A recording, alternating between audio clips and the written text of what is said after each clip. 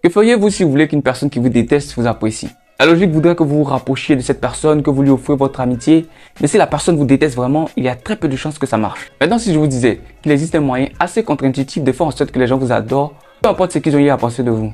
Cette technique s'appelle l'effet Benjamin Franklin.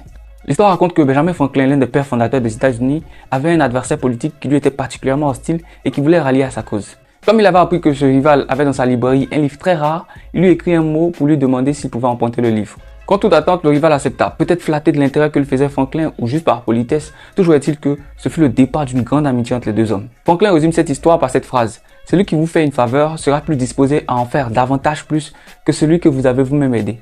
Longtemps donc avant sa découverte officielle, Benjamin Franklin venait donc d'utiliser, sans le savoir, le biais psychologique de la dissonance cognitive. L'idée c'est que notre cerveau est habitué à une certaine cohérence, donc il ne supporte pas que nos actions et nos croyances soient en contradiction. Si vous prêtez un livre à quelqu'un, vous ne pouvez pas le détester, donc vous devenez des amis.